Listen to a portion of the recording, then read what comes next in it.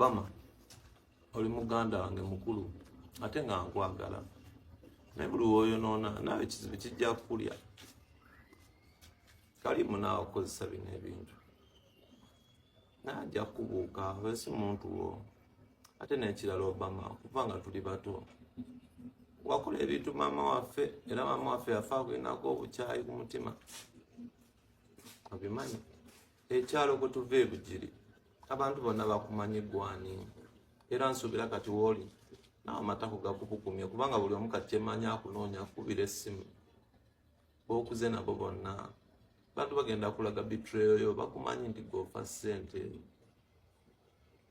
naye ssente tekutuusa mu kulya baganda b'olukwe nze ni muto otayimirira nange oliyimira naani ye otasobola kuyimirira na muganda wani gwogenda limba nti osobola okuba kyaliwo Obama Kalimu ebintu byo bimanyi gwasiiba naye otambula simanyi oba naawe okabasanya abaana naye kubanga Kalimu emyaka gyalimu kati nsuubira era akozesa gwe y'okutuukiriza ekikye atte abaana kubanga akasolo ke simanyi Obama wandivudde mu bintu bino nodda ku saidi y'abaganda bo kijja kulya gano maanyi g'abantu ate bannaye abantu mbeebaza bannayuganda mwebale kuyimira nange ndi ku mazima wano tewali kya bulimba nze bagenda banyumiza ku kyalo kyange nze ndi straight forward bwenti simanyi kulimba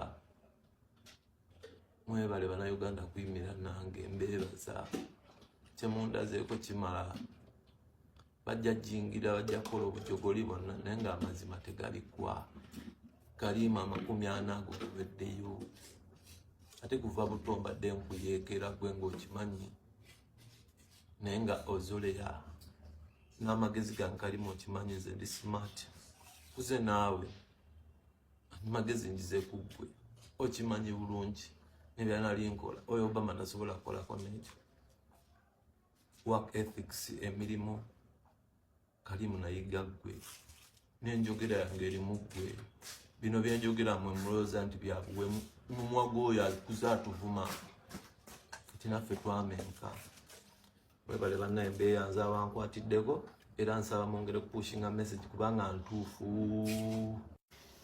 mukkirize eno ensonga tugyogereko wano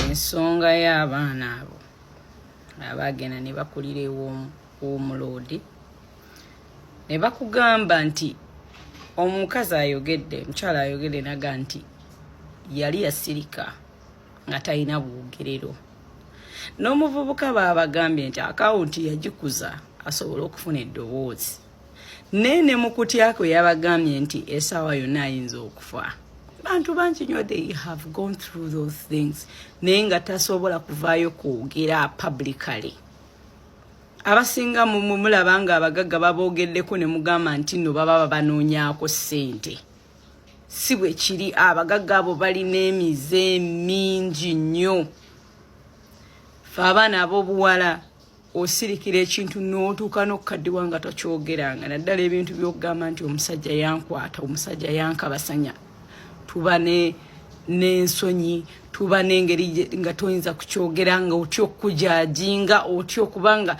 bingi nnyo nnyo nnyo abaana ab'obuwala bye bayitamu okukula okutuuka we bali nga tebabyogedde kati baba bavuddeyo ne boogera abannayuganda temubajajinga abantu abasinga mu comment section mbalabe bagamba nti abo banoonya ssente lwaki boogera kati bintu bingi nnyo ebize happeninga mu maka g'abagagga ne bivaayo eventually abantu nabuuza lwaki tebayogera dda baba tebalina ngeri yonna gye basobola kwogera olw'okutya naye nga bino ebintu mmwe abaana abawala mubimanyi bihapeninga nnyo mu maka gano bihapeninga ba anko bakwata abaana anko abeera ewaka nga abeera akwata omwana kati anko watuukira okukwata omwana wa muganda we n'abeera nga amukabasanya amukozesa kati olwo just adopting nga bw'adoptinzi baana ng'akimanyi bulungi nnyo tebamulinaako na Luganda tulekerawo okuwakanira bano abantu balina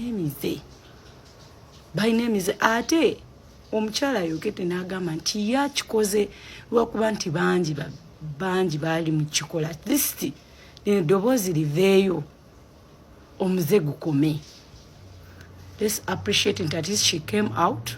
Brother we have done achikuba wano ku internet. Netumanya. Naye mwennyini gobogerako kati wali. Anonye engeri yonna tasobola kuddamu kukikola.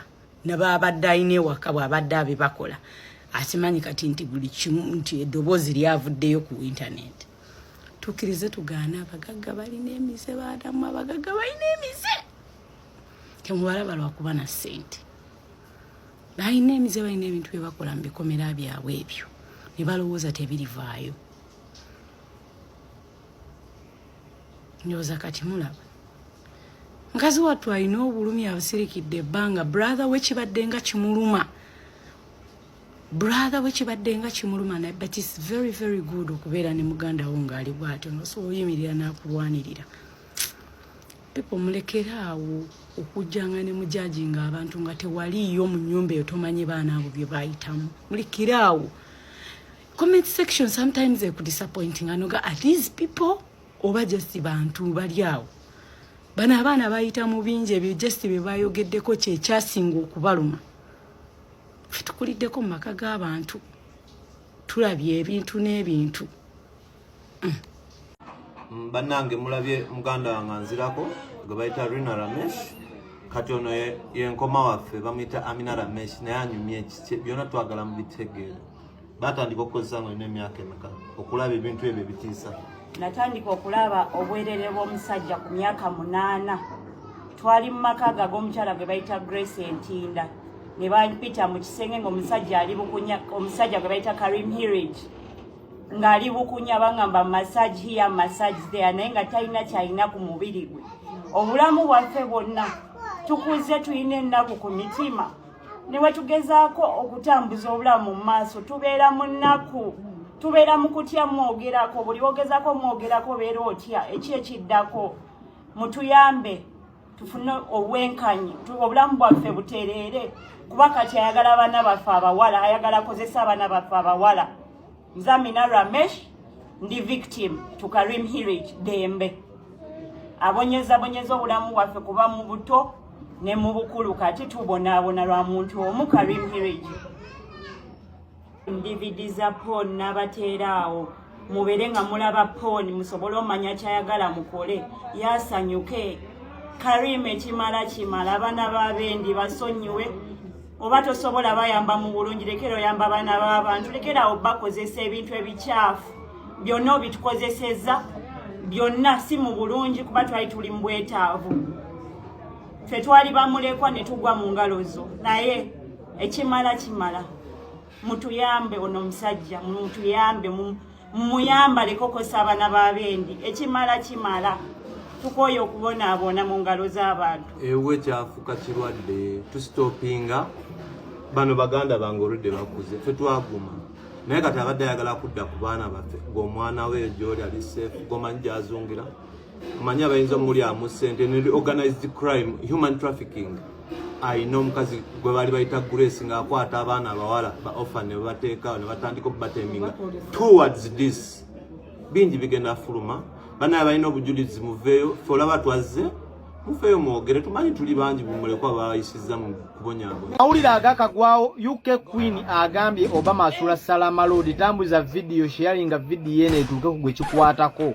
Tulina okufuna Obama. Njagala mumbulire Obama gyali. Obama yani Obama afaanana atya commenting ekifaananyi ky'Obama. Obama ogenda tulaba kimafia. Okitegeera Ramesh Karim family should get justice.